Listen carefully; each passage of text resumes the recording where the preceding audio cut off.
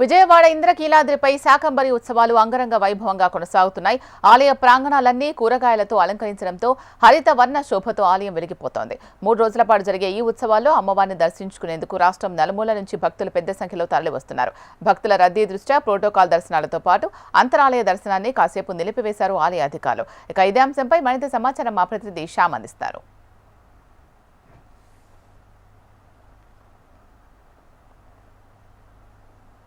విజయవాడ ఇంద్రకీలాద్రిపై శాకంబరి ఉత్సవాలు ప్రారంభమయ్యాయి. 3 రోజుల పాటు ఉత్సవాలు చాలా వైభవపేతంగా జరగనున్నాయి. ప్రధానంగా ఈ శాకంబరి ఉత్సవాలు చూసుకుంటే ఆలయ ప్రాంగణాన్ని మొత్తం కూడా కూరగాయలతో ప్రత్యేకంగా అలంకరిస్తారు. ఏదైతే ఈ కూరగాయలు ఉన్నాయి ఇవన్నీ కూడా కృష్ణా, గుంటూరు, తూర్పుగోదావరి, పశ్చిమ గోదావరి జిల్లా నుంచి కూడా దాదాపు 50 టన్నుల కూరగాయలు ఇచ్చారు. దీనికి సంబంధించి కూడా భక్తులు అనేక మంది కూడా వస్తున్నారు. ప్రస్తుతం ఇక్కడ భక్తులు ఉన్నారు, వాళ్ళతో అడిగి తెలుసుకుందాము. చెప్పండి అమ్మ, మీరు ఎక్కడి నుంచి వచ్చారమ్మా? మేము రామర్పాడు. దేనికి వచ్చారమ్మా ఈరోజు?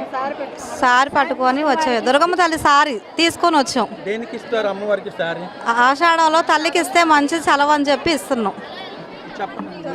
మేము రామర్పాడు నుంచి వచ్చాము. మన దుర్గమ్మ తల్లికి సారీ పెడుతున్నాము. ఆషాఢంలో పెడితే మంచిది. ఇవాళ శాకంబరి కూడా ఉంది, కాకంబరి ఉంది.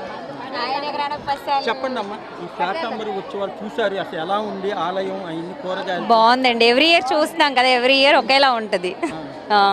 ఇంకా ఏర్పాట్లు అన్ని ఎలా ఉన్నాయి?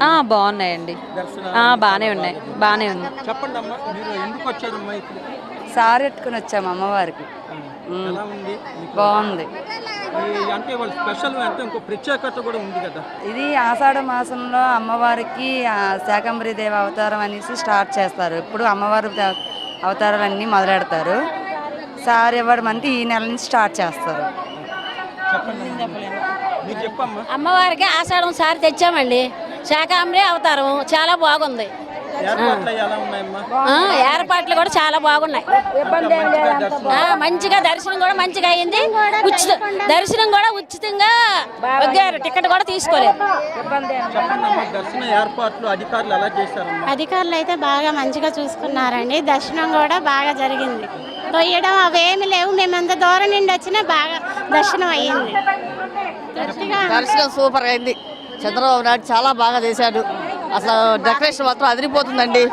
చాలా బాగుందండి, బాగా చేశారు. చాలా బాగుంది. అమ్మవారి ఆశీస్సులు ఉండబట్టే కదా మనందరం ఇంత సంతోషంగా ఉన్నాం. ప్రతి సంవత్సరం మేము రామర్పాడు నుండి అమ్మవారికి మాకు కలిగింది సారి పట్టుకుని మేమందరం వస్తుంటాం. 50, 100, 200 జనం దాకా వస్తుంటాం. ప్రతి సంవత్సరం వస్తాం. ఆ తల్లి నీళ్ళలో చల్లగా ఉన్నాం, హ్యాపీగా ఉన్నాం. ప్రతి సంవత్సరం ఇలా రావడానికి మాకు శక్తి కూడా ఇవ్వాలి అమ్మవారు. అందరం బాగున్నాం, అందరూ బాగుండాలి. చెప్పండి. అవునండి, మొక్కుబడి మా కోరికలు బాగా తీర్చింది అమ్మవారు. అందుకని మొక్కుబడి చల్లగా చూస్తుందని పొంగిచ్చి తీసుకొచ్చాం. అందరూ ఆరోగ్యం బాగుండాలి, అందరం బాగుండాలి.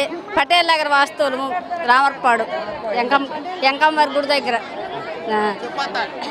దర్శనం బాగా అయ్యింది. బాగుంది. అమ్మవారి దగ్గర అలంకరణ బాగుంది. సొరకాయలు అంతా అలంకరణ.